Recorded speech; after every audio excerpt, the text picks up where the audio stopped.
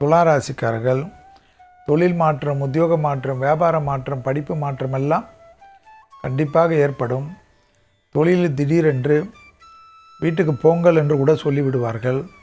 ஆனாலும் சனியுடைய தாக்கம் தனிப்பட்ட தொழிலோ வேறு ஒரு நண்பர்கள் உதவியோ நம்மளிடத்தில் பணியாற்றியவர்கள் உதவியோ கிடைக்கும்.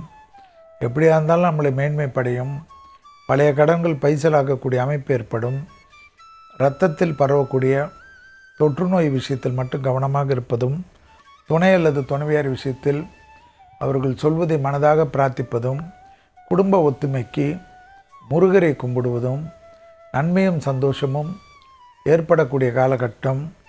பிபி, சுகர், கொலஸ்ட்ரால், மன அழுத்தம் அதீதமாக யோசித்து கொள்ள வேண்டும்.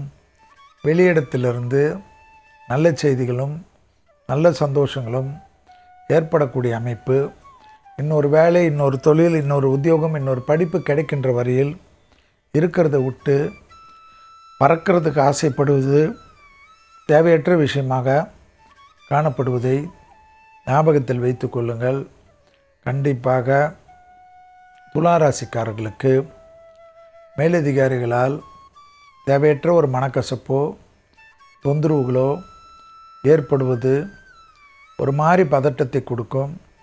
எல்லாவற்றிலும் தூக்கி எறிந்துவிட்டு எது நடந்தாலும் அது நன்மைக்கு என்று நம்புவதும், பிள்ளைகள் விஷயத்தில் பூத கண்ணாடி ஆராய்ச்சி வைத்து கொள்ளாமல் இருப்பதும் ஏற்றத்தை ஏற்படுத்தும்.